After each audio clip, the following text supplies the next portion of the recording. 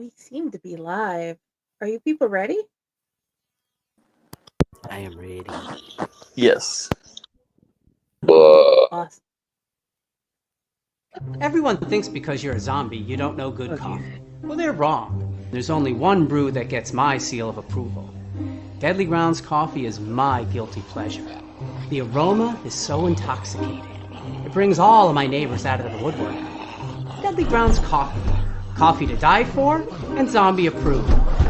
It's good to get a little deadly. Use the front door! Oh, they're so disgusting.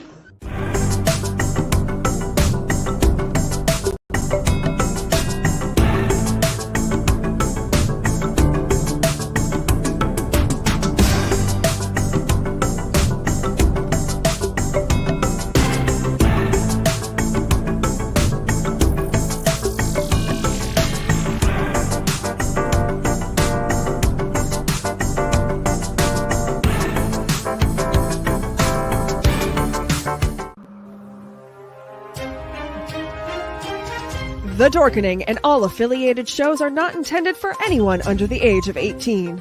The following may contain discussions or scenes that have adult situations, graphic violence, nudity, strong sexual content, and graphic language.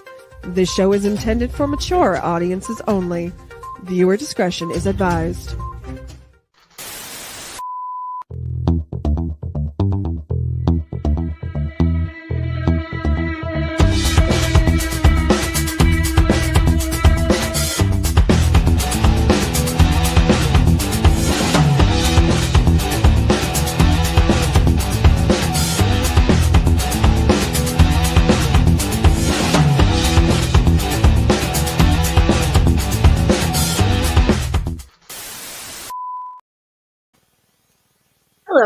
Hello, my lovelies, and welcome back to another episode of Unprinted Pages. With us today, we have Mariah Lynde, Howdy. Joshua Pavelsky, That's me. and, of course, the awesome Dr. Rasty Slasher. Hey, Welcome back to the show, guys. I think this is the first time I've had this picked. Well, it's nice to be back.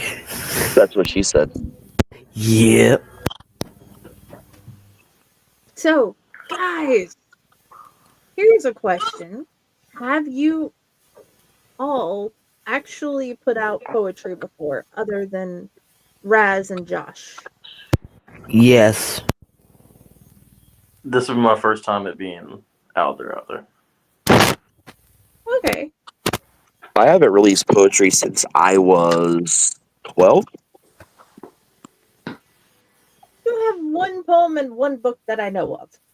Well, it hasn't officially. Well, oh yeah, you're right. I do have one in one of the Fakeware anthologies. I'd put a poem in there. Yeah, I forgot about that one for a second.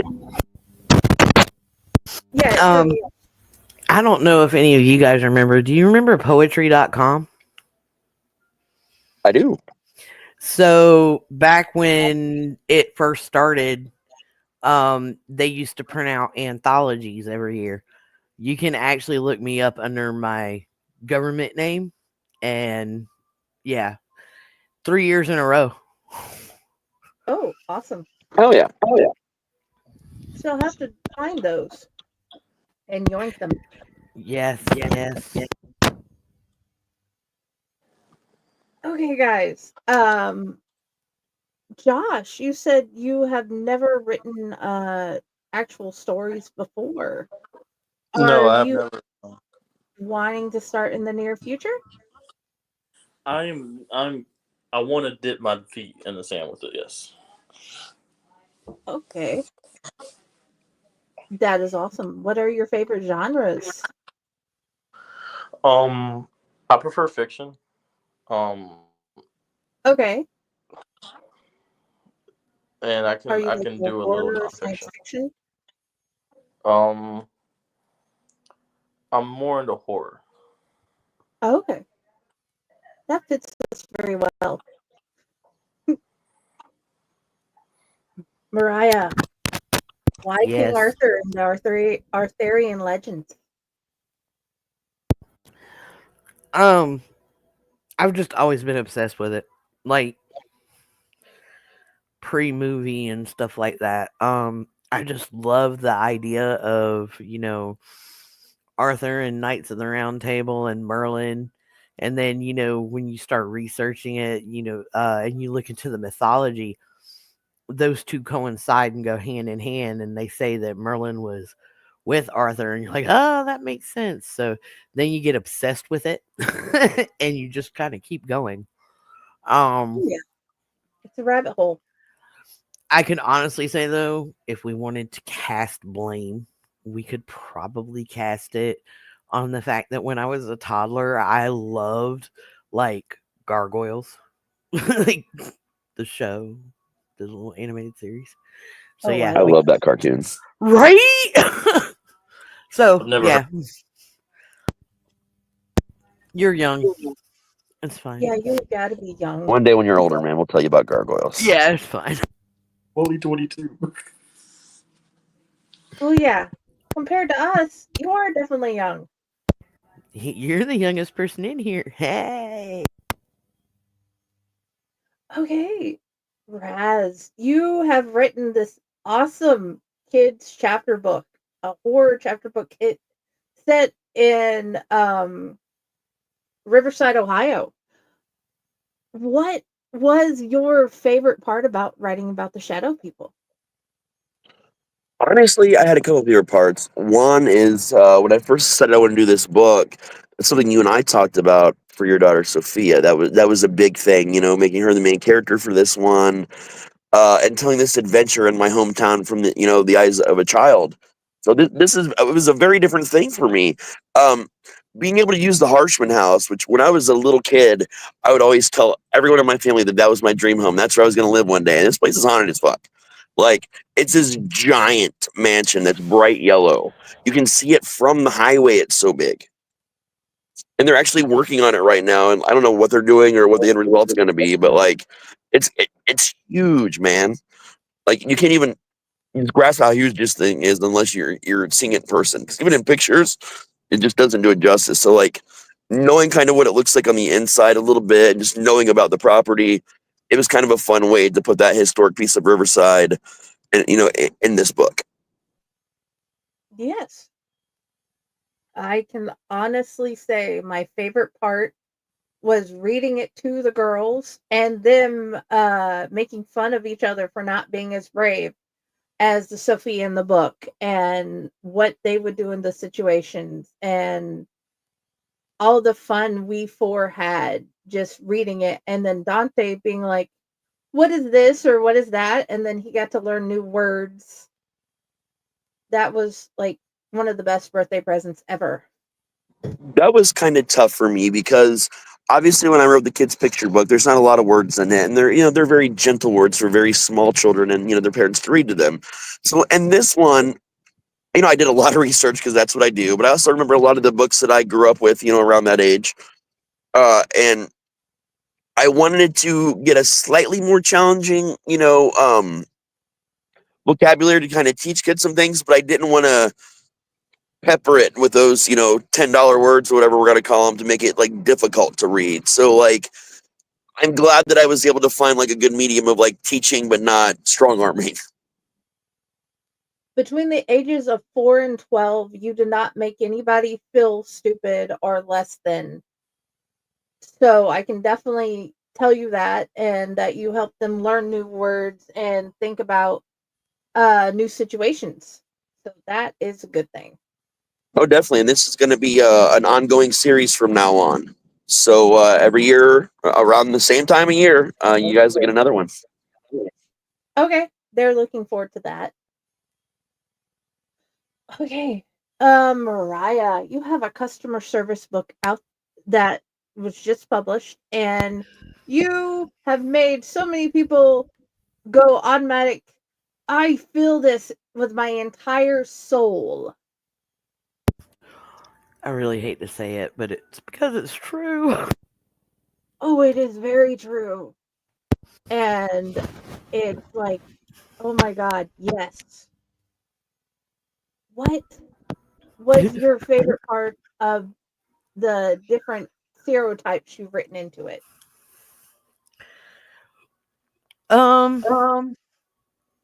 Honestly, I every single one of them, the fun ones are like the Felicias, the By Felicia chapter. Those are the fun ones. Because it's just the insanity that people will speak to try and find a loophole to get what they want, whether it's easily fixable or against company policy. That like somebody that will just sit there and go, you can go, well, I understand that, but this is what you chose. And then they're like, well, that's not what I meant. You customers always right. They will go round and round and round, just trying to find any reason for you to give them what they want. And those are kind of the most fun because you can sit here and talk in a loop with them forever. And when you look back on it later, you're just like, wow, wow. And it becomes a funny story. So that's probably my favorite one. The rest of them just kind of piss you off to some degree. Yes, they do. Josh, your poetry, does it come from the heart or experiences or both? It comes from both. Mainly experiences. What has been like the journey of transferring all those things to page? It brought back a lot of memories that I thought I had suppressed. But it was also a great release of those memories and a great way to finally move past a lot of things. Okay. Is it helping with the healing process? It is definitely helping with the healing process. The more I write, the more I feel better about a lot that's happened. Is there a particular poem that always sticks out when you think about what you've written and accomplished so far? I wouldn't say like it puts out like what I've accomplished. It more puts out what's hurt me the most, and that I believe it's either I believe it's titled. It might not be titled. It's about betrayal. That is, I want to say wonderful, but it's not wonderful that you went through the feelings, but it's wonderful that we get to go through the healing process with you and that you can help others find a way to heal through your poetry. That was always my biggest goal, was to help others get through what they're going through. And you have such a wonderful way of showing people how you felt and how they're not the only ones. That's always been a main thing in my life, is that I've always wanted to remind people that they're not the only one going through what they're going through. Other people have been through it, and it's a matter of how you handle it and how you get through it. Oh, yeah. And I can honestly say I appreciate that you're giving us your uh, experiences and your understanding and what has happened and how we may have similar experiences and where we're going. What is the what poem are you hoping people find in your new one and feel what you wanted to say most? Are you talking about the new one that's supposedly That coming? you're writing now. Have you thought about that? Give me 1 second. Because I can tell you on mine, it's like the mom guilt and the mom being tired and depressed. I want people to get that and people to know that they're not like alone and other people feel this. So I figured you may have like something in yours that you hope people feel. Well, the second one doesn't really follow the same gothic Yes, style. I It don't follows. know fully what it follows because I've only Um, seen snippets. it follows, and I feel so ashamed to say this. It follows the smut theme. Yeah. So like Haunting Adeline area. Okay. That's where it's more about that. I want to get in touch with writing poetry about different emotions and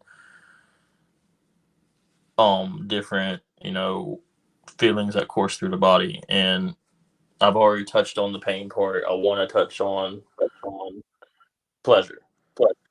Um, so with the second book, I want to and it sounds bad, but I want the readers to experience pleasure while they're reading the book. That sounds so bad. That doesn't sound bad. So I just want to That's say not that since knowing is doing phrasing, you mentioned smut, and then you kept saying I want to touch on. I want to touch on. I was like, isn't that the purpose? Is to touch on? Yes, we could go with that.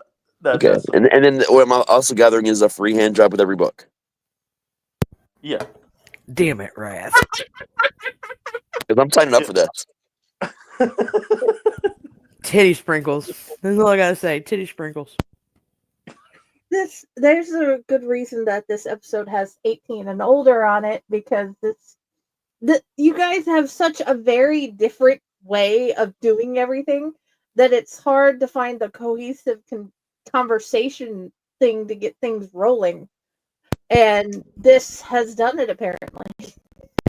But then when it happens, I'm like, especially me and Raz, like I have watched this the last week. And When Ron is voting for his. yeah, Ron's voting that he's getting one too. Yay! Whenever me and Raz get on something, it just kind of devolves. It's fine. Oh, we're fine. We got this. I figure if they don't know when they see who's up above, they're just screwed and they're going to go into the chaos that is us. And I love our chaos in every single way possible. I will say, to go back to the question you had asked, what's one specifically? There is a poem in there that's titled "Rope," and that's all I'm going to say about that. But that one really brings out a lot of stuff. Okay. That's kind of the point of that, though, right? You know what? Yes, it is actually. I'm looking forward to seeing whatever this ends up being. So yeah. Anyway, Rat, speaking about your poetry, you But have well, you were forced to enter various poems into honesty in verse, and you are making your own poetry volume.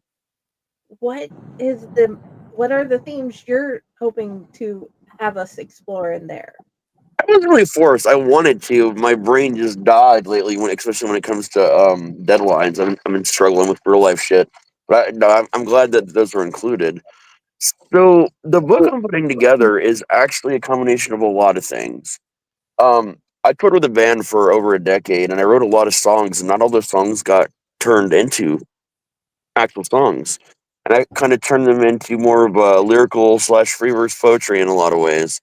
So this is like a book of existence. I want like the cover's gonna look like like a school locker, like a grunge ass school locker kind of thing, right? And it's just kind of the things you go through on your journey. It's. I think my title is An Addict's Guide to Love and Lost is what I'm going with right now. Oh, that sounds amazing. I have to buy that one on principle, right? There's I'm definitely a lot of just stuff in saying. there, man. If Well, you guys put something out, I generally have to buy it regardless now. Well, here's the thing with the reason I have to get this one. You do not know how much stuff we sent back and forth over almost 2 decades now. Like, Oh yeah. I've probably read some of what's in there at some point or in some form, like when it was first starting. the same could be said. If I were to do something like this, he would have to get it on principle, because we have to figure out, holy shit, when did we have that conversation? One of those things. Because that's literally... Honestly, I'd say you're going to know about 3/4 of it with the way it's looking right now. Well, I mean, and when it comes to the Avalon books, what, Jesus, 75-80% of the story already? Oh, yeah. So now it's just, the books are like, okay, details. Like, Raz and I, our writing careers kind of run parallel for... Oh yeah. They kind of started around the same time when we were very young, yeah. Yeah. Like, and as long as we've known each other and paths have crossed, it's just... anything we do like that, it's kind of like we have to pass it back and forth, and it's like, oh shit, I remember that. Yeah, and we were always abducting each other into different things too, involving writings. That's always fun, dude.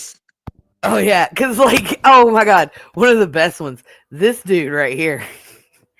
So when I first met him, the character that we were RPing, characters we were RPing, was this big hulking monster of a guy. And I was just decidedly pissed off. And he goes, "Hey, wait right there." And he brought in probably one of the most twisted characters I've ever in my life encountered.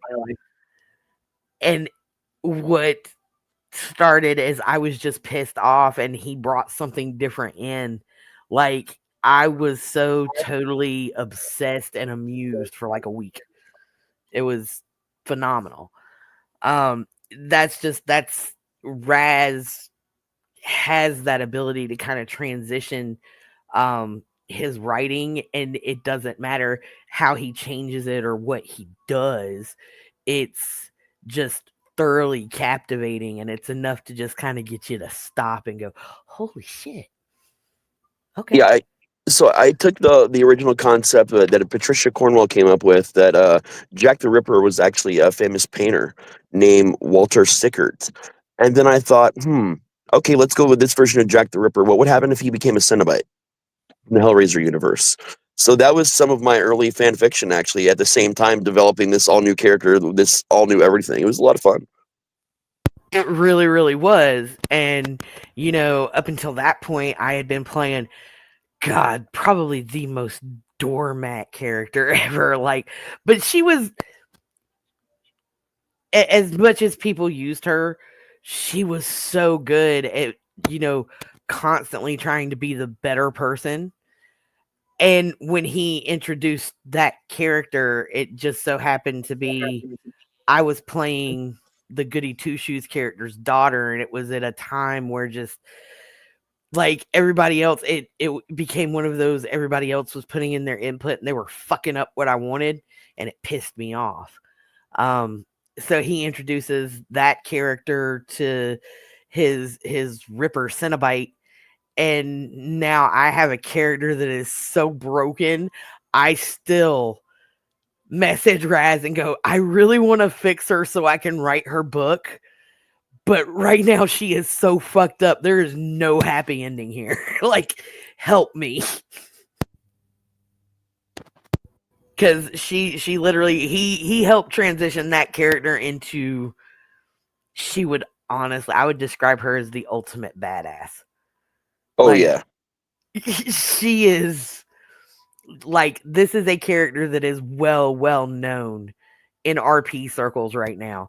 And remains fucking scary. She is the John Wick of that universe. She really is. She really is.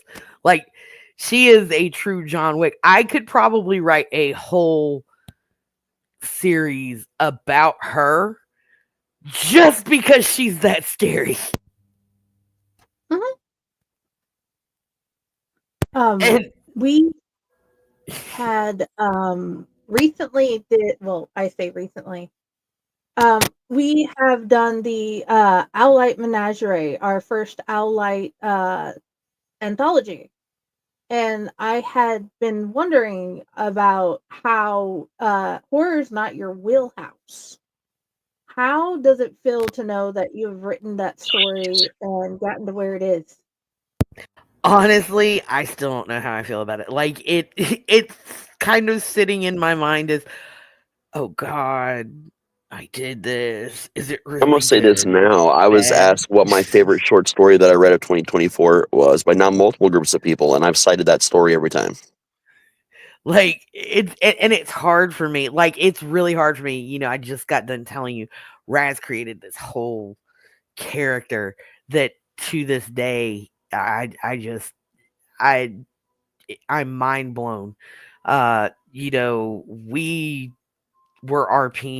still RPing these characters up until about 6 years ago, 6 or 7 years ago. Yeah. And I still loved that character. Every chance that I had, I was interacting with it. Like and again, you know, I can appreciate Raz's writing because I can see it from a mile away. It's like I know that voice. Um so um for me, when he took that character and did that, Raz became the ultimate in horror. Like I've seen that evolution over time. And so for me to write horror is completely intimidating. I just when you're staring at the sun, you go blind. Raz Yeah, I know the feeling. for me is the epitome of just awesome horror. He's up there with Poe. Like, and I was a huge Oh, I thought Josh was giving the hand jobs around here. yeah, I know, right? Yeah, listen here. But I got to see that horror writing evolution. You know, I've known Raz for so long, so now, you know, when anybody says, "Hey, you should write horror," I'm like, "Oh shit, I can't write like Raz. Let me go slide off to my corner." And you know, my character Lara was kind of sad, and the way I thought about it was there's Raz that writes horror, and then there's me who's coughing up rainbows and sparkles and butterflies and shit, you know, all things not dark. The thing about it is I write about ghosts. Am I going to be as good as Carrie Bates or any other author? No. I have recently read my story in front of Curtis M. Lawson a few, probably now it's probably 2 or 3 months, but it's like Yeah. one of the most embarrassing ideas of there's this guy who is he's so polished and wonderful at his craft, and I'm over here with my floaty, misty, aggravating thing that's taking over the mom, and I'm not sure if I'm not up to his level, but I am writing and we are writing, and ours will never be like Raz. But the best part is it's Mariah. Yours is like Mariah, and that's what we want. I've been trying to Okay. explain this to her for a long time. Like helping her out with this project was like the equivalent of the boxing coach. Like she's going round for round, but the opponent is herself, and I'm just sitting her down like, here's your towel, here's your water, calm down, you got this, get in there. It was bad. It was so bad. Especially when I got to the middle part of the horror story because I'm telling Raz, I think I wrote myself into a corner. I'm just, how do I get out? I don't know how to do that. Like, it was bad. It was so bad. But, like, 2 days before I finished, he said, Raz actually gave me the most prolific advice ever, which was, it's fine. Like, horror doesn't have to be this and this and this. It can just be that eerie feeling. And I was like, you know what? That I might be able to do. And I finished it in 2 days after that. So But that's what I'm always bitching about is everybody thinks horror is this or it's that. Horror is so many different things. It's like one of those genres that means almost something different to everyone. And there's so many subgenres, it's insane. So like horror can be whatever it is to you, and that's why I like to read horror so much, because I like to see what horror is to different people. Oh yeah. Is Pinball Wizard considered body horror? Yes, actually, in fact, it was designed to be body horror. Yes. Okay, so I need to add that hashtag because I was thinking it was, because I'm just sitting there looking at it. I'm like, I think I need to add this hashtag. Okay, That back was my to first the attempt at original. it, actually. Yeah, it was actually very. The idea of it is frightening. Making a wish and then the genie just not the sorceress doesn't get it, and you end up with that. That So is I took a couple of different things when I did this. Like when I was growing up, pinball was one of the very few things my dad and I both shared a love of. We even did like amateur pinball tournaments and stuff. So like I used to play pinball so fucking much growing up that I knew all those terms. I didn't even have to research about pinball. I knew all this shit already, which is rare for me to be able to just go into it with all this weird knowledge. And also, one of my favorite movies ever from my childhood is Tom Hanks' Big. So there's a huge big reference in that intended. I make it a very obvious one because he just says, "I want to be big," it's a joke. But it's kind of. I always thought, what if that movie went badly? Like, what if that went in different directions? So I just kind of sort of combined those two things and went with it. and you did amazing. And it's also very frightening the with the other different stories and movies and whatever, and the magic user just totally misunderstanding and going that way. Yes, that is wow. That's your typical Djinn angle, Like if you make a wish with a Djinn, it's their job to find a way to fuck it up. Yeah. Or their name's Nax. Sorry, we were talking about it earlier. It's just there. But yeah, no, the pinball thing was scary. I liked it. There's a new Evil Dead pinball machine that's being built right now, but to get it with all its bells and whistles, and why would you want it without it? It's like 10 grand. What? No. Dude, this thing has LED board. It's got so much shit, and Bruce Campbell actually voiced the pinball machine.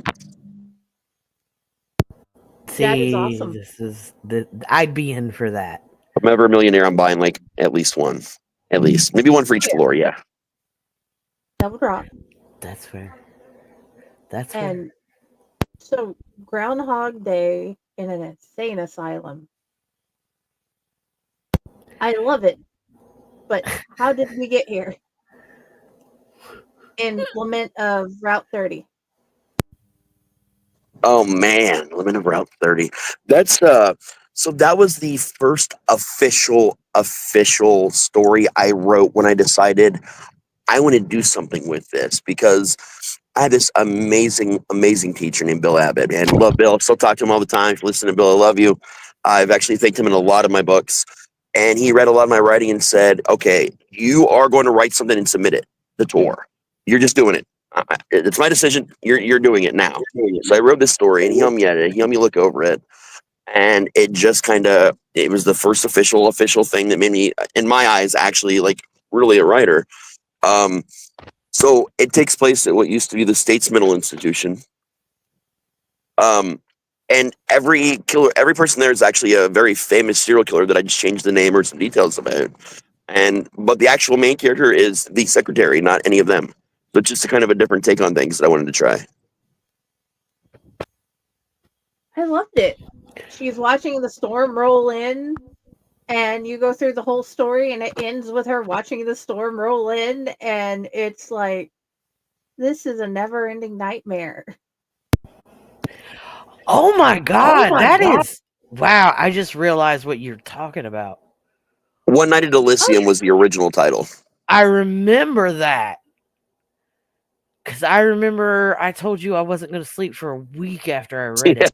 It's pretty messed up, man. It's very gory. That's borderline splatterpunk, I'd say. Like that, man. When I tell you that's like early level, that's again watching his transition as a horror writer. Like that one Wow, I remember that. Holy shit. So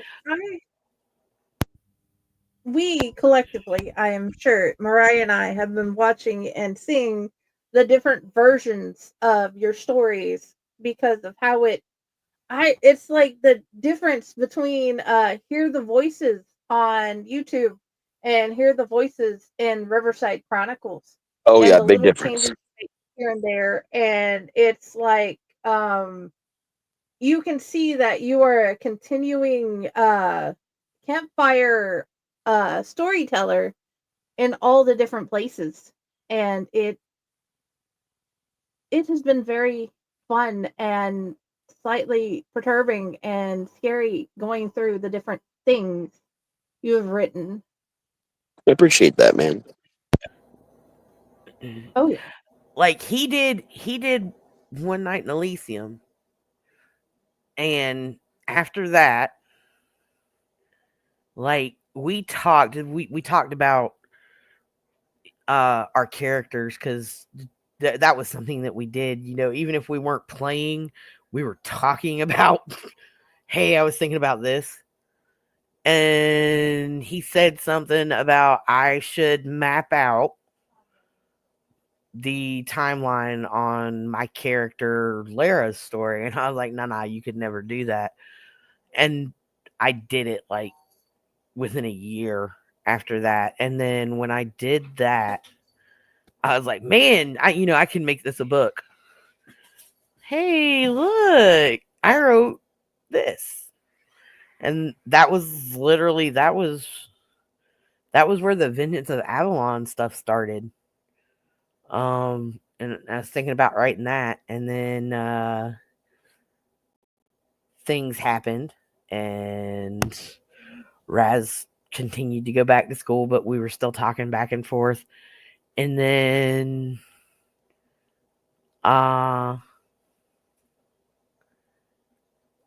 after all that, I just kind of let things go and quit writing.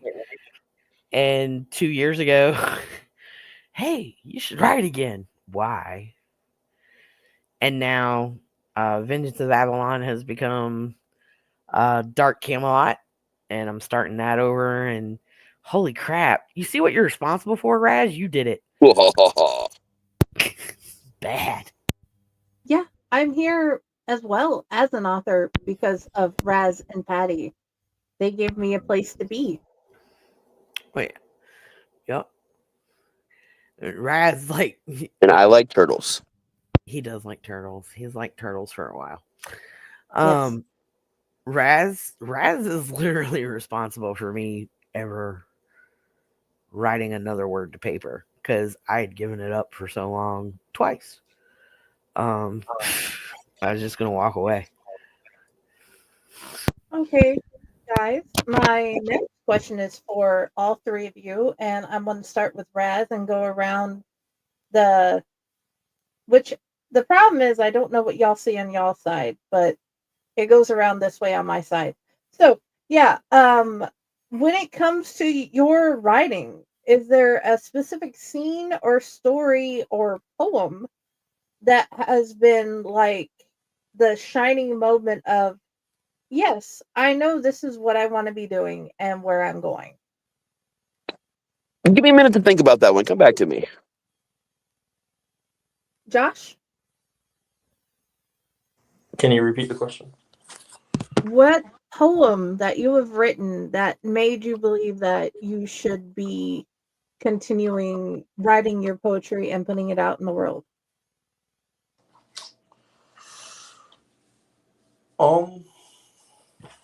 It would be a poem that I don't have no longer with me. It was my very first poem I ever wrote. It's corny, but it's about a girl. It was about a girl that I loved for years, but the feeling was never there for her. Okay.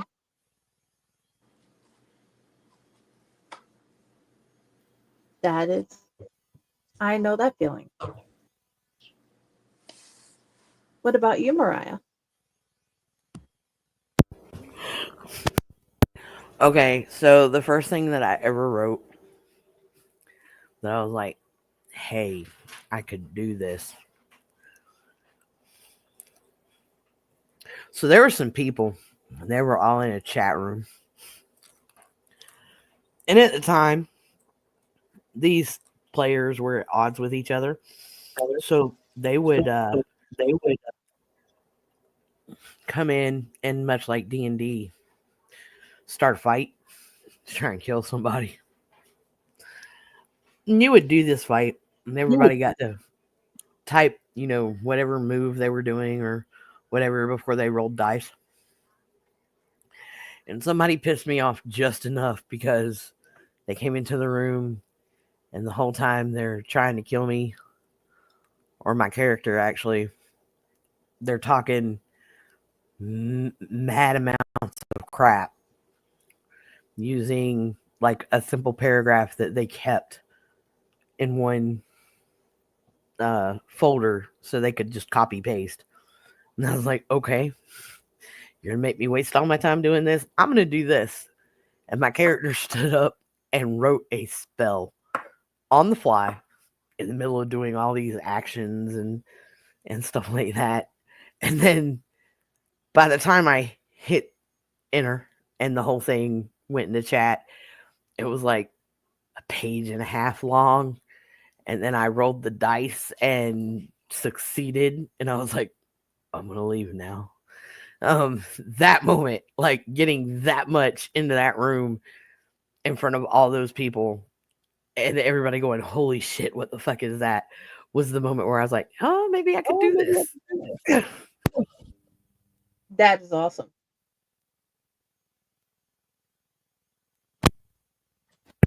It's such a stupid, nerdy story, and I know it.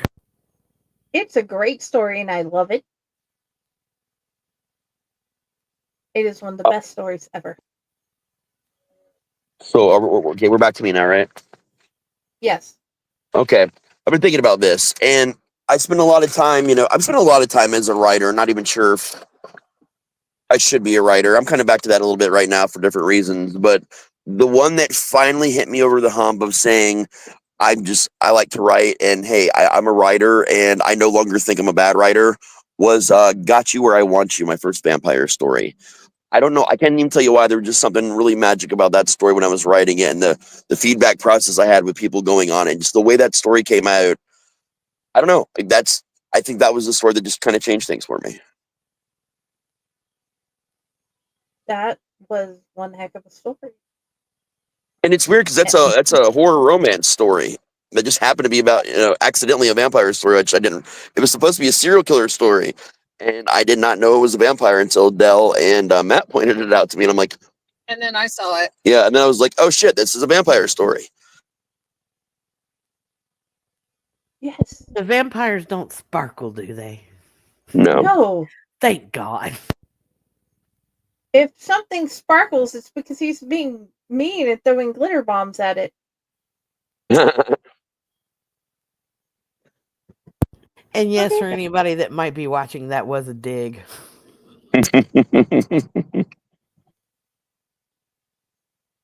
That will forever remain one of my biggest. Dude, when those books came out, I was hot. I've read both those books, or sorry, all four of those books or whatever they are, like 3 times now. I actually do enjoy the books. The key is to not focus on Edward and Bella at all, and then they're pretty great books. Yeah, like skip that. Some of the rest of the elements were pretty good. I like Mustache Dad. Yeah, Charlie. Yeah. Yep. I get you liking Charlie. Shoot first, ask questions later. Charlie's a badass. Yes. But yeah, that they remain kind of a pet peeve. Like, just, don't touch certain things. Like, here's what pisses me off. In the books, they didn't sparkle. They were luminescent. That's how they could be identified as vampires. They didn't sparkle. The movies made them look like strippers, okay? Not the books.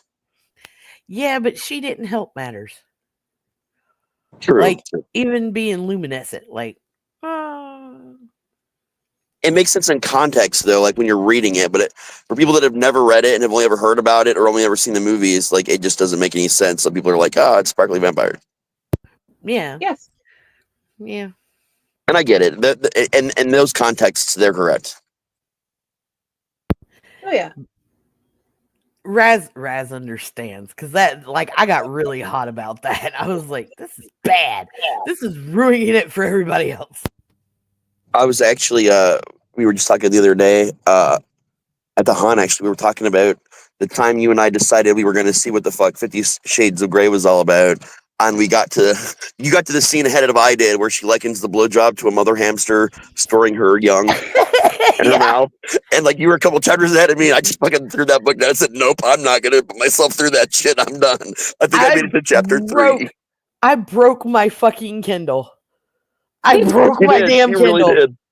Like, things that Raz and I do together that should not be done. That shit was just anger-inducing, man. You can find Laurel K. Hamilton books at random dollar stores and Walmart. Please. Yeah, but she's a good writer. She's a really good writer. Let me finish. Please, for the love of all that is holy, if you want to learn something, go with her. Do not go with 50 Shades of Grey, because I've read all the versions, and I'm like... It is so bad! Like I said, Laurel K. Hamilton is better. Much better. And I will... And...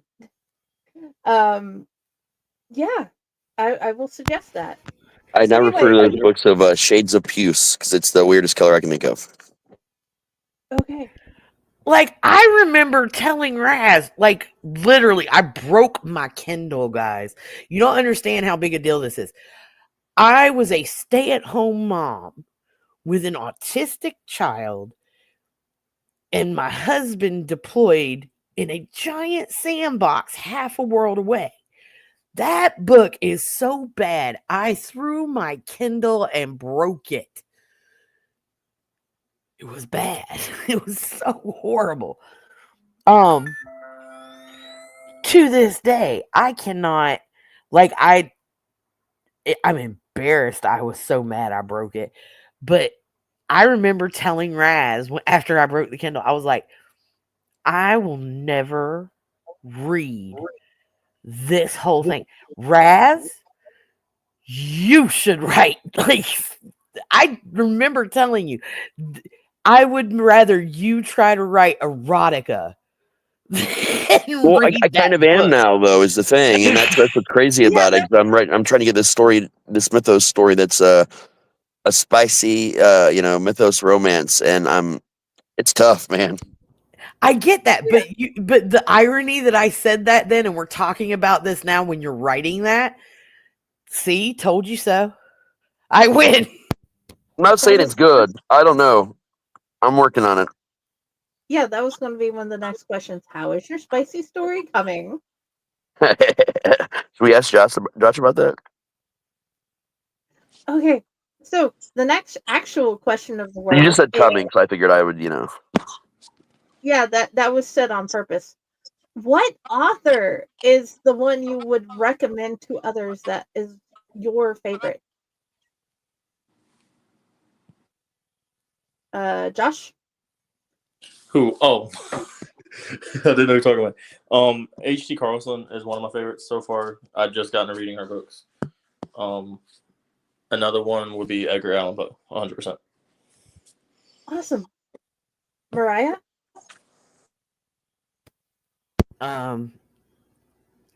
So I always recommend Poe. I recommend Stephen King. And then lately, like I've been telling everybody, he's promoting my short story. I promote all his other stuff. If you're looking for, like real horror, you grab one of Raz's books and take a ride down psychotrippy lane. So those are some of my go-tos. Yes, Patty and I had a graphics war of all us making new graphics of some of our favorite things from his Riverside Chronicles. And yeah, I can honestly say we agree.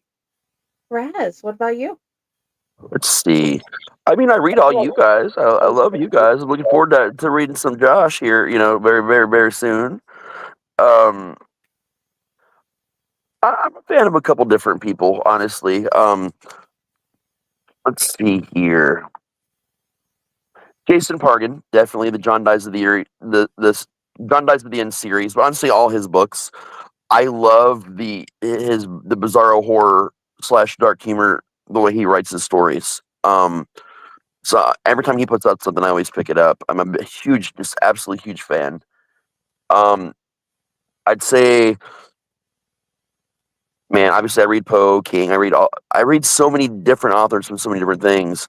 And my brain just died on the other author I wanted to throw out there. The Dresden series. I know the writer's name, but my brain is dead because I've been driving all day. Somebody help me here. The Dresden series, Butcher? Dresden Files. Yes, Jim Butcher. Jim Butcher, the Dresden Files. We're I talking about the love Dresden the Files. fucking Dresden Files so much. I've reread them 4 times. Okay, I like Butcher. definitely keepers. Okay, how would you describe your own writing style, Mariah? It depends on what day it is. If I'm writing something like the customer service book, it's kind of very straightforward, everyday discussion.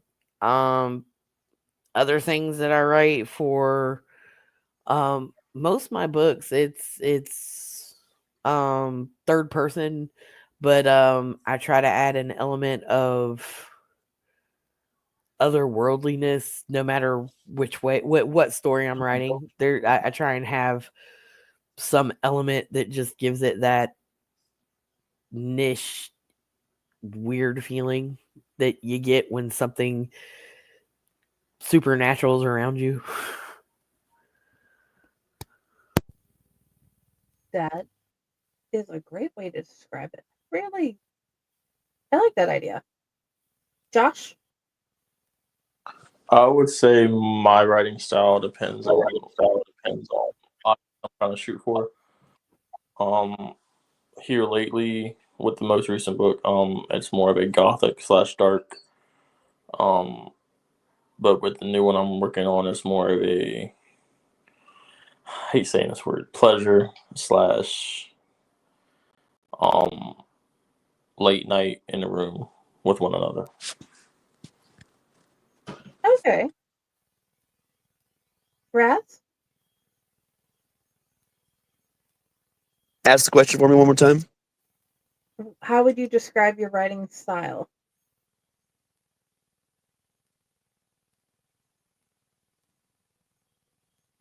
So I had to go through a lot of this for school, like trying to decide who I am as a writer, what I do.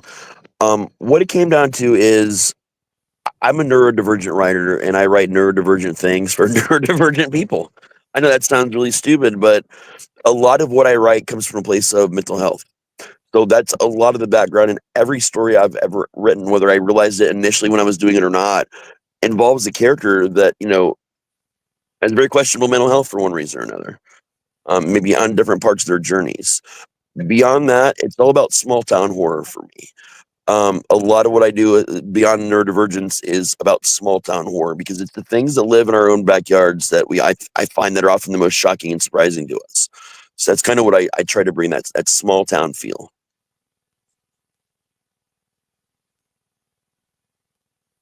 Okay. So it's a more definitely personal horror, I guess is a good way to say it. personal horror is definitely some of the more creepy. What could actually be out there in my woods? Will it eat me? I hope not. You're good.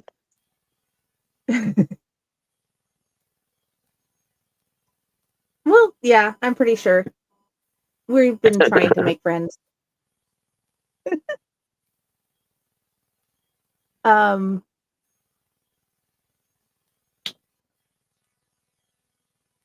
Sorry, I just have thrown. I've been trying to figure out questions that work for all three of y'all because we have the horror author below me, we have the poet, and you both are poets, both of you below me, and then we have Mariah, and she's more of the fantasy and science fiction, depending on which book you're looking at. And it's just a wonderful mix that I would like you as the viewers to know that you can find here at Fake Horror. Because we're all fake horror authors. Three of us definitely have or will have poetry volumes out soon. And then, yeah, I can definitely say Mariah has the better chops at writing the fantasy stories than I do. Because my first ever fantasy story that was published, I'm not sure how well it is, but I can tell you that I have enjoyed her version of Camelot. I have been to many versions of Camelot. And Raz, I keep listening and rereading his stuff. And Josh, just to have him added to the poetry world, you Oh yeah, guys are going to get wonderful things and great understanding, probably a better understanding of yourself than you did before by reading Josh's poetry. Because the healing journey and your healing journey, because we're all trying to heal because life has been crap. definitely. So trying to find a generally good cohesive amount of questioning that includes everybody. Yeah, this has been one of the more harder, it definitely the a harder interview than normal, but I'm definitely grateful to be here with you guys. Always a good time to be surrounded by amazing people, man. Oh yeah. Okay. Where is your favorite place to write? Mariah? Um, give us a sec.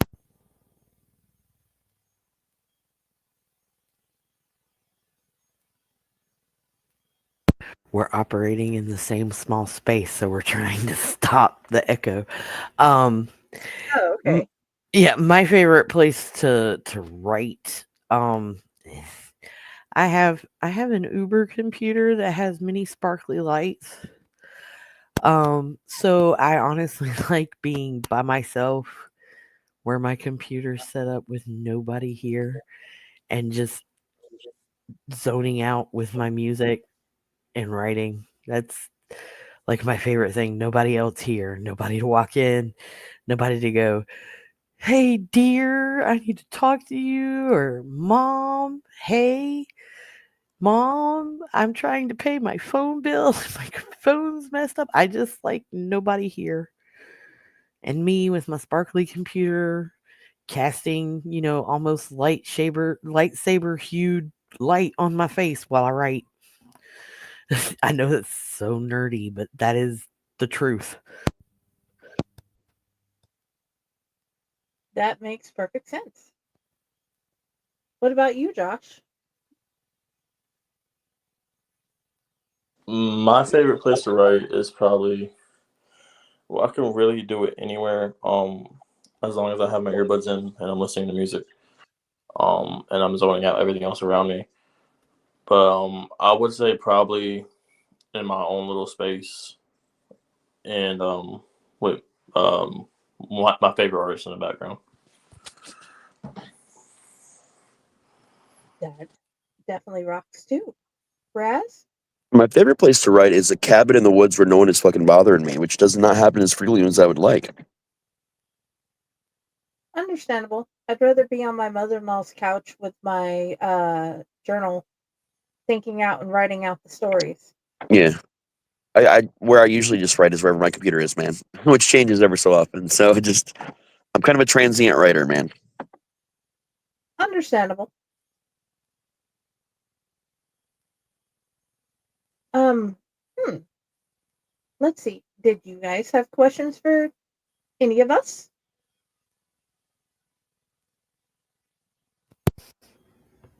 Oh, Jenny, what are you working on right now? I just finished the tour of the circle around Friday's the 3 roads that go around Friday's house, and I am trying to edit that, and I am trying to reconceptualize the Halloween party at Sage's house, and trying to figure out how I want that to go because the story somehow got lost between Navasota and Newton, and I don't know how. And then I was wondering, what if we had an Uncle Raz in the story and they walk out and he's telling a story at the campfire to the kids as one of the adults that is there with the older children? How would that work? I approve. Yeah, that's why I asked him if he didn't mind Riverside being in the same world as Duquesne. Right, I'm excited about that, man. Man, Raz is gonna live in so many different worlds and so many incarnations. It's kind Yeah, of y'all gotta wild. keep me alive long after I'm gone, man. This will be my second story that you will have been in. Hell yeah. I got news for you. You've read both The Fall and I think you've got Rebirth too. He's in those. Raz is in those. Yep. Like prominently. He's in. And just wait till you get contingency.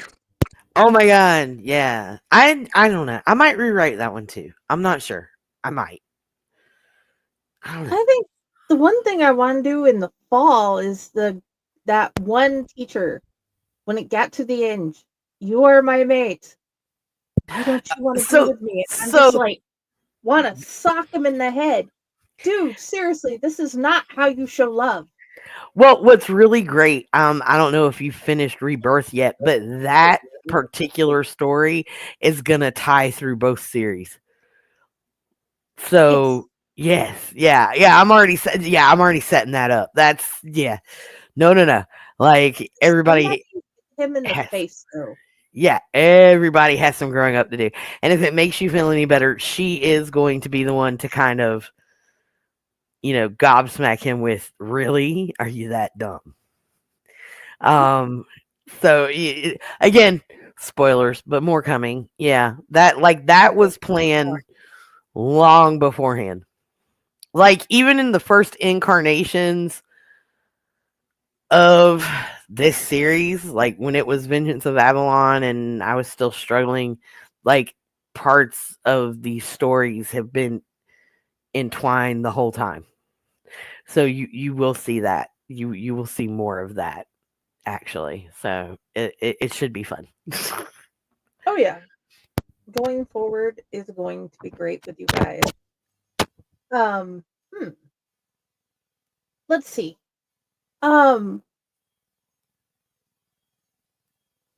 Where, if you could visit any place in the on the planet, where would you want to visit?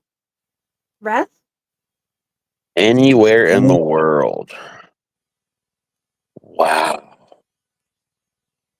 Real or fictional? Because that's kind of Well, here's this. It can be a fictional place. You just got to make sure we know what story it's from. Right. Hogwarts. Yeah, definitely I'd want to go to Hogwarts. Hogwarts. Hands down. If it's a fantasy place, it's Hogwarts. Like, hands down. Like, because technically it should still be on Earth, but I mean, we all know it's fiction. It takes place during the 90s in the UK, Yeah, so I would say, like, if you were to ask me of everything, it would be Hogwarts. But I also feel kind of bad because we accidentally destroyed Hogwarts yesterday. That we did. And the whole wizarding world. We did. This is why you can't ask us questions. So yeah, like any place would be Hogwarts. But like real place? Yeah, a real place. That would be good too. I know this is gonna sound stupid,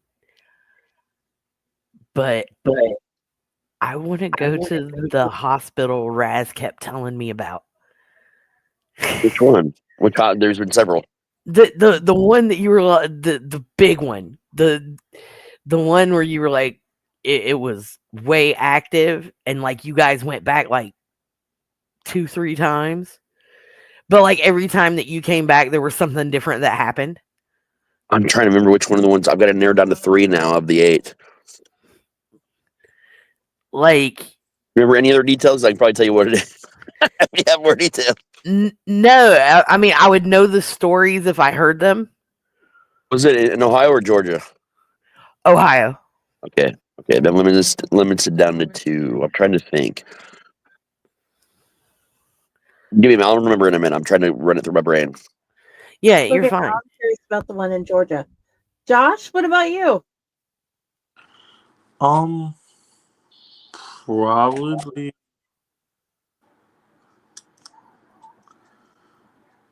I choose a place. It could be non-fictional. It can be non-fictional. Probably Vanguard. Or Alrighty. Valhalla. Or Valhalla. That would be fun. Man, you're stumping me on this. I'm trying to think of what hospital it is. I know it's one you guys. Were you there? I think you're thinking about the schoolhouse. It's the one where you guys were there every time you went. You like most of the time you guys spent the night, and a lot of shit happened.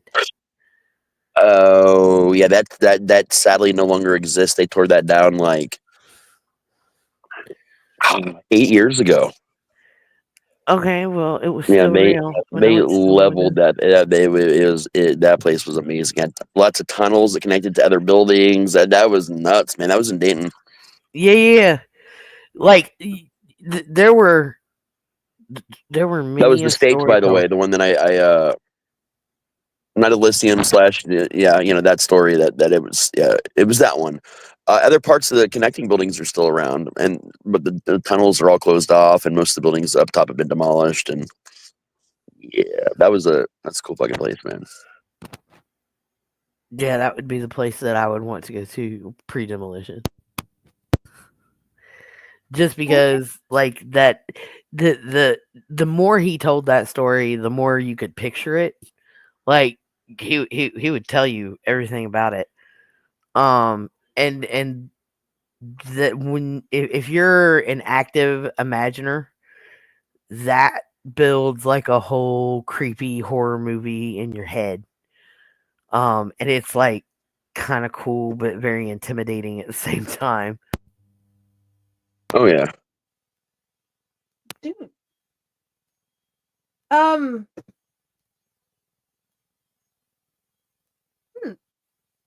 Have you guys been ghost hunting together before?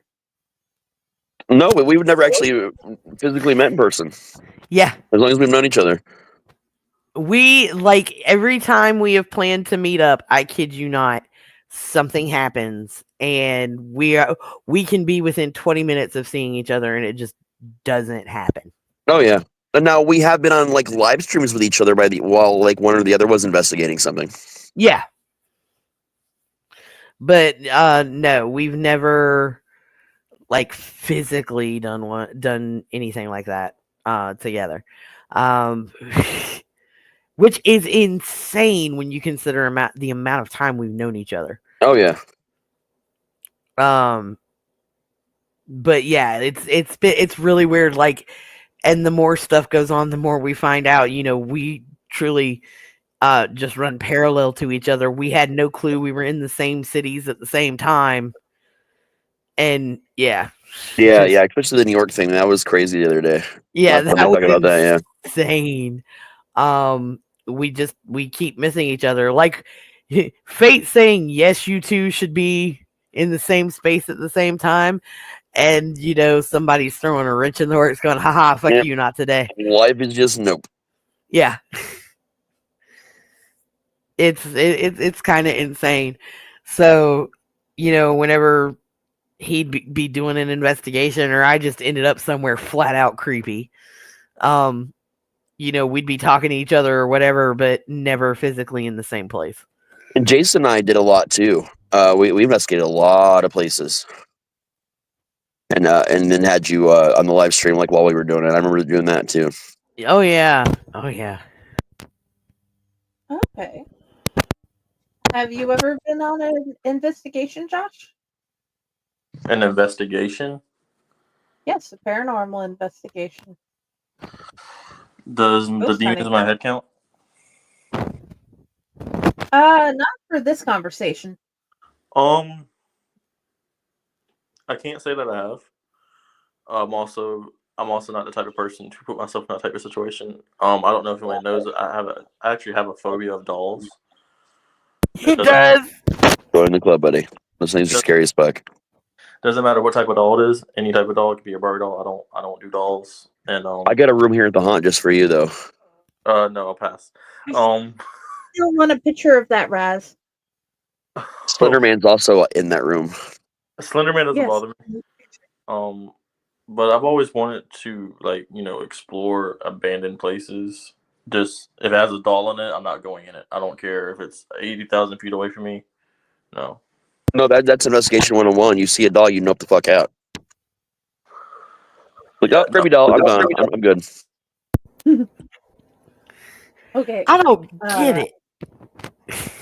Man, you see a creepy ass doll in an abandoned place, you walk the fuck away from it. Like, that's just intelligent. Dude, it's just a doll. No, It's a you know house. something bad's gonna fucking happen. You just leave. There's a house right like a good 5 miles down the street. Going towards Lake Sierra Wilson, and my buddy showed me it. And when we passed it, there was a doll sitting in the window. It's an abandoned house. And when we passed again, the doll had moved. So, And having said this, I wouldn't mind experimenting and going to see Doll Island off the coast of Mexico. Like, that would be. It's a small island that's just covered in fucking dolls to honor the dead. It is insane. No, I want to go to that too, but what stops me is as much as I want to go, The spiders. The spiders, I can't do it, bro. I have watched it on TV and it wigs me out. Yeah, that's. I mean, I'm not even afraid of spiders, but at the same time, there's a lot of poisonous and fucked up spiders there. So that's an intelligence concern as well. Right? Because me, I know you don't like dolls, but I would go to that island because of the creep factor of the dolls. I'm the kind of person that will put myself into a weird or bad position just to see what happens. So yeah, I know that, but I would definitely go there. But the thing is I am that bitch that will burn down her house using a can of hairspray and a lighter for a spider. When that baby. But I would burn that whole island down because I have seen. I don't know. Have you watched the Ghost Hunters episode about it? Oh yeah. Where they got real close and you could see how many spider webs were between. Yeah, no, bro. And the spiders were crawling out of the doll's mouths and eyes and stuff. Yeah. Yep. Yeah. Nope. Yeah. I could not do spiders. I can do many things. I can do snakes. I can do creepy crawlies. I can do bugs. I can do any number of things. Cannot do fucking spiders. No. There goes your Christmas present. Right. Okay, next question. Urban legend. Which one is your favorite to go back and see if anything new has been added to the story? Bloody Mary. Bloody Mary? We were just listening to a bunch of podcasts about urban legends today, too. Josh? El Chupacabra. Okay. Raz? Let's see, man. Traditional ones. That's a good question. There are so many of them that I absolutely love. I've done a thesis on fucking urban legends. I know. You are the one to talk to about this. And my goal has never been to upset you about it. That is I'm why not upset about it. Research. Oh, and yeah, then, because that one episode. Yeah, I know what you're talking about now. Dude, I did a whole lot of research and found so many things, and then you were mad, and I'm like, yeah, but anyway, favorite urban legend. Okay. Favorite urban legend is going to be the poison Tylenol. Ooh, that's a good one. That's probably my favorite one. Modern wise, I'd say Slender Man. Nancy, I know I said I was gonna research it. I know I said I was gonna research it and no more. Do you know I still haven't looked into that whole thing? There's a lot of crazy shit, man, and very little of it was even remotely true. Very little of it. When it first became hit big was when we were doing Twisted Geekdom. Yep. And you had started No, talking. that's not when it hit big. That's when it came up again out of nowhere decades later. I can't remember why. There was new articles about it. There was something. Yeah, the Time Out Murders thing. It came up. There was a documentary, or there was something about it. And this was been about a year or two before we got together. No, because we were talking about it too. Oh no, it was right around when we got together. Yeah, about a year after we got together. It was kind of I think they discovered it was a woman who was trying to do an insurance fraud thing with her. And then someone accidentally got Yeah, there was some shit that was coming up in the news about it again decades later that it had us all talking about it all over again. Yeah. But the Slender Man thing, I still haven't done the research on it. I know there's a lot to do there, but I know me. Yes and no, though. To be fair, Slender Man itself was just a photo contest. That's it. It was just a photo contest, or a Photoshop horror contest. That's it. It was born of that, but the thing about it is, what we know as Slender Man is just something some guy made up for a photo that people went crazy with. But there are a lot of legends that are very similar in a lot of countries to what Slender Man is now. So there's definitely a lot, and now you can easily say Slender Man's a tulpa, easily. Nancy, I could believe the tulpa thing. I really could believe that. But you know me, that's going to be one of those scenarios where I go to look into something and then I fall down the rabbit hole and I obsess. Actually, I got you hooked up because Coast to Coast did a really in-depth podcast episode about Slender Man 6 or 7 years ago. I'll dig it up for you, and it's actually very informative, and they package it very nicely, and it's a nice listen. Okay, cool. Yeah, I'll do that. I'm getting into this podcast thing finally and listening to other people do stuff. So, yeah. I mean, I know we've done it, but I never listened to anybody else's. So now I'm actually starting to listen to that stuff, and it's okay. I listen to really cool, true crime ones when I'm in the car with Michelle. I don't know the names of the one we listen to. Do you know? I'll tell you. Is a really big one. That's a good one. I love Crime Junkies. Another one. It's through Parcast on Spotify. It's a whole bunch of different ones. There's the serial killer one. There's the solved murders, unsolved murders. Yeah. They have a whole list of just different. And what was the urban legend one today? That was part of the serial killer. Oh, okay. Parcast. Okay. Yeah. Now that said, I do want to ask you, what is the deal? Okay, so I just got. Okay, I told you I started listening to podcasts. What is the deal? Sorry, I'm down Seinfeld. But they have No Sleep podcast on Spotify. Yeah, the No Sleep podcast. I'm a subscriber to the No Sleep podcast. I've been listening to it since it first became a podcast. So what my question was, what exactly kind of podcast is it? Because horror stories. That's all it is? Okay. Yeah, cool. It's usually as you get into the seasons, they're each episode is more themed towards something, but it's just it's old school radio play with music, sound effects, it's fucking brilliant to listen to. Awesome. Okay, see, that's what I wanted to ask because I put it in my podcast list, but I haven't started listening yet. Okay, so seasons 1 and 2 are free. Okay. Now, every season has a free version, but you miss out on over half of each episode. So that part kind of sucks. They do have a monthly subscription option as well to be able to listen to everything. Okay. Got you. And that's what I pay for because I feel like it's worth it. And I listen to things over. Once I catch up, I start back from the beginning. I've never done that with any show, movie, podcast, anything, or even book series in my entire life, just endlessly on a loop in life since the first season of that show. He's freaked Brooklyn out. Oh listening to yeah. that shit. Oh yeah, I've scared so many people, like making them listen to certain episodes, and like some of the episodes have become like a part of like me. Like it's really weird, dude. Like in fun ways, and I get a chance to meet a lot of the writers, which is great. That also helps me a lot as a writer, but also like I get to fanboy for a little bit with them, so that's fun. Because when you join, you get to also be in their server when you do the monthly for Discord. Nice. Yeah, I'm gonna check it out. I've got that one. And I told you about the one last week, Haunted Road. And Candy Brownie then is always awesome. yeah, Yeah. and there's a third one I'm looking at. I just can't remember the name of it, but it's a true crime killer podcast. Oh yeah, and of So course, me being me, I have to also plug the Chilling Tales for Dark Nights and all their associated shows, because they've actually, so they're very similar to what No Sleep does. It's similar. They're not exactly. There's a lot of differences, but they're very similar.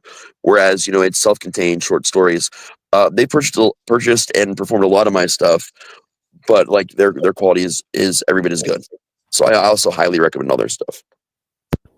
fair enough. Oh yeah. Fair enough. Okay, Raz, you can answer this question. Can you please tell our audience what's the difference between creepypasta compared to other types of short horror stories? Well, I mean, so creepypasta comes from copy pasta. We're talking like old school, like 4chan and shit, okay? When we're going back ways, where you just found a fun story and you copied it and you pasted it somewhere to people that had never ever heard of it before. That's how it started.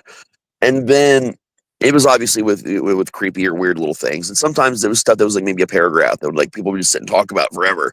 And then people actually started writing their own creepypastas, which was very different than what it used to be.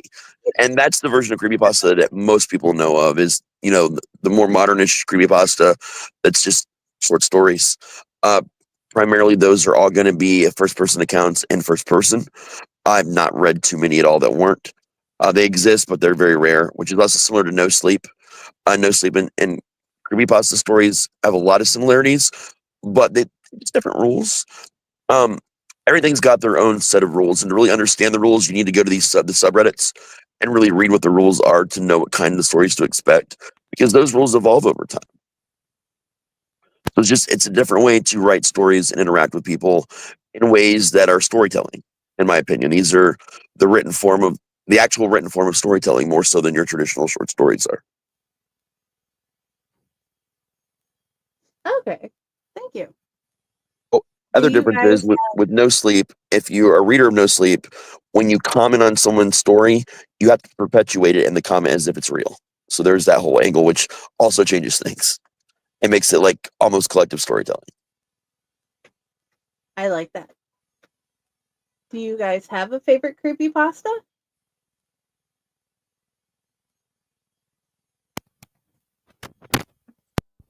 I can't hear you. I'm gonna be Or honest. I never jumped on that train, so I don't really have one. I just realized I keep my camera on. I've never really yeah, read we creepy. can now see your handsome face. The Okay, Godzilla creepypasta about the SNES game Godzilla. It's a very long creepypasta, but it's intense. It's very fucking good. It's going to be a toss up between that and No End House. No End House is basically, you find out about this haunted house, and if you can make it all the way out, you win like $1 million basically. And it starts out looking like an old Walmart or a Kmart that's been abandoned with just some rubber snakes and shit in room one, and you're like, oh, this is no big deal. It's a joke. Each room gets more and more intense from that slow scale. It's a very slow burn build. It's like all the rooms you got to go through, and you get to a point in time where even if you're out, are you? So it's very intense. Wow, I like that. Yeah, No In House, man. Okay. Josh, what did you say? I didn't catch it. I've never really gotten to read the creepypastas. Okay. Hmm. What is your favorite fake horror short story or poem?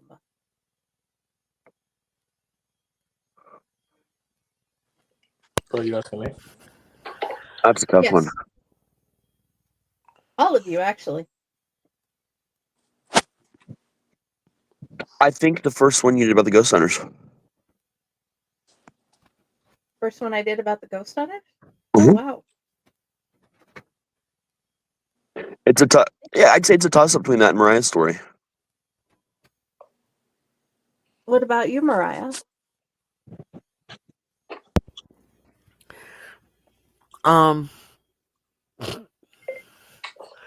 Like overall in general for life, the Cask of Amontillado is actually my favorite. No, she said from Fake Horror. From Fake Horror. That's my favorite Edgar Allan Poe one, though. From Fake Horror, that's hard. Cause like,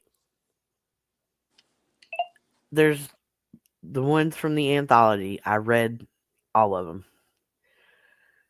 Well, most of the shorts are from the anthologies. Yeah. But There's many. I've only read the ones from Menagerie. Oh, that's right. Yeah, you are coming late to the game. That's fair. So, but I've read stuff that each of you have sent me that I don't know if it's published or not. You can see anything. Oh no, Raz disappeared. I liked the detective agency one that you sent me. The ghost story. Okay. I loved that. And then the Riverside Chronicles thing that Raz just released. I love that. Okay. And I kind of consider that a short story because it's a kid's book. So. Oh yeah. But yeah, I absolutely love that. That was great. And then, like I said, your detective agency ghost story was good. Those would honestly be the ones that stick out for me right now. Okay. Josh? I still have to read the short stories. I haven't read them yet. Okay. What about poetry? Poetry. Have Is you it read any specifically? of the poetry besides your own?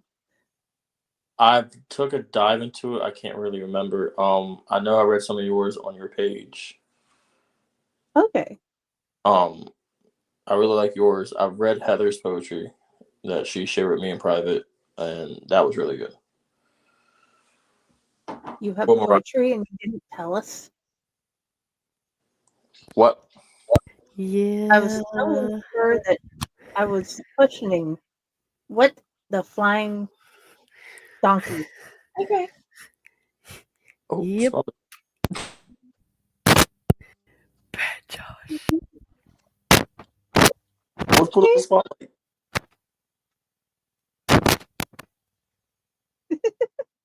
Did I mention I love you guys? And I'm so happy you're part of my life.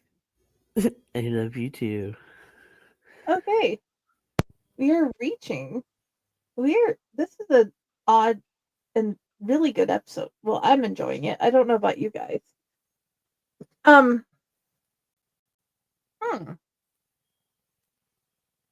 What?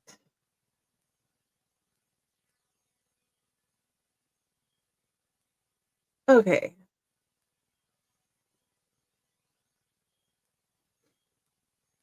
Where is your favorite place to eat?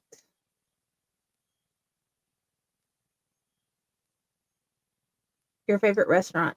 This new hibachi sushi restaurant that Mariah introduced me to. I know all the good eat spots. Honestly, my faves is Texas Roadhouse. Them rolls and steak, so tasty. Oh yeah. dude, I hope you come back on one of the societies in the future and tell more of your stories. That would be good. Oh, he'll be here. I'll make him be here. I'll be here. Yes, because it doesn't have to be like a published story. It can be any story you want. Because I have enjoyed all of Mariah's, and I love Echoes, but it would be good to hear yours. I really just got to get me the equipment to write an actual story because I do all my writing on my phone, and I would have to get me on my laptop or something to write on the story on. You can write a story on your phone. I've written multiple on mine. It's just like when I write poetry, it's easy to write for me on my phone because I'm able to see everything I'm writing. With like story wise, I'm not able to see all at one screen.